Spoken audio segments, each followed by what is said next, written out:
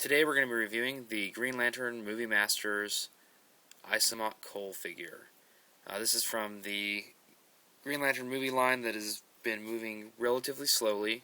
You may have a hard time finding him on your shelves, but here he is. Let's see how he stacks up. First thing we got is the Build-A-Figure piece that he comes with. It's his only accessory, and it's fairly large. You can see it's a big chunk of plastic. It's got screaming faces. Not really a whole lot to say for it. There's a little bit of a kind of clear plastic there, just done in yellow. Some spots have kind of highlights and washes, some spots don't. Then we have kind of clear yellow spots. Honestly, if you're planning on completing the Build-A-Figure, obviously you're going to need this piece. I think it's his lower torso. If you're not, it's just kind of there. So there's that. Actually, for the figure himself, though, he's pretty decent. We'll go ahead and get into that. We'll start with the articulation. He's got an articulated jaw. He's got a swivel head. Doesn't have a lot of range of movement. He's got ball shoulder. He's got a hinge and swivel elbow.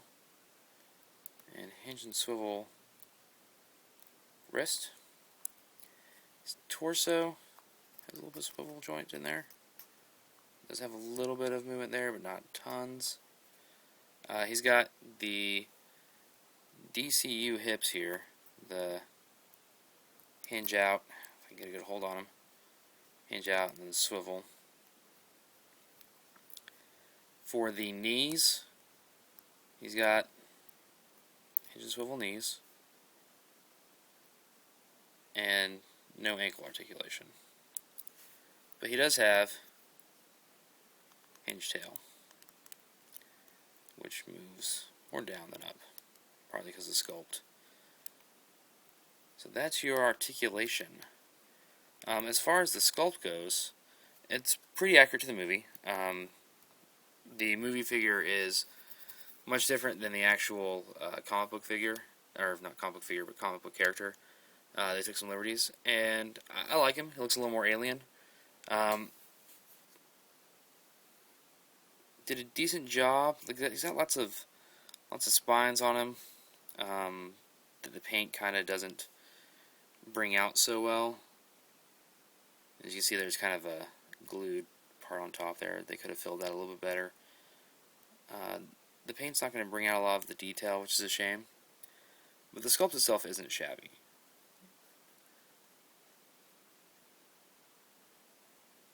So you can kind of see there. Some problems that I do have, the claws are a little weird. I'm not sure why it's going inward. It doesn't seem like it's just where it's been warped in the package or anything of that nature. It just seems like that's how it was sculpted. He does have a nice little Green Lantern ring here. It's done pretty well. The tail is very nice. It's like flat crocodile-like tail. And again, some of his claws in the back are a little malformed. Other than that, though, it's a good sculpt. You've got scales that you can kind of see. Once again, just due to the lack of highlighting, you're not going to be able to see them super well. But they're there. On the same page, the paint is decent. There's not a lot of spilling. As you can see with the head, he's got nice blue highlights and kind of a darker base that has some shading on it. It's almost a little too jarring in places. Kind of goes from a real bright to a real dark real fast. But the fact that it's not spilled everywhere, I can kind of forgive that. The teeth could have done a little bit better on. Some spots where it doesn't go all the way down to the gum line. The eyes look good. The top of the spines, again, another issue where it just kind of looks haphazardly done, but it's not splotchy. They didn't, for the most part, the paint stays where it should have been. And again, that's for the most part.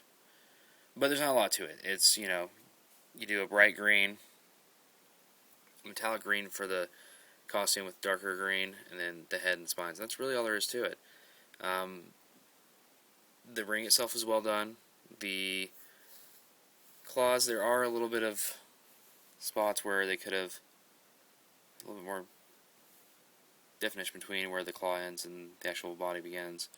But that's not too bad. Here's a side view. It's a much better view of him. He looks kind of derpy from the front. He's a good figure. Let's go ahead and compare him to Iron Man, because that's what I always compare him to. Because why not? So, from the front, as you can see, and he's missing a thing. Oh well.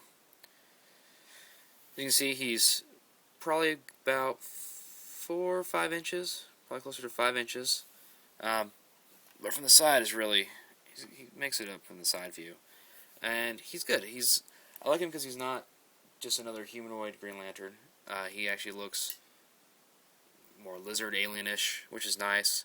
And he'll be a good asset to your Green Lantern Corps if you needing something that looks a little different. So there you go. That's the Movie Masters Isamot Cole. You can find him wherever they're selling the Movie Masters. I found mine at Myers.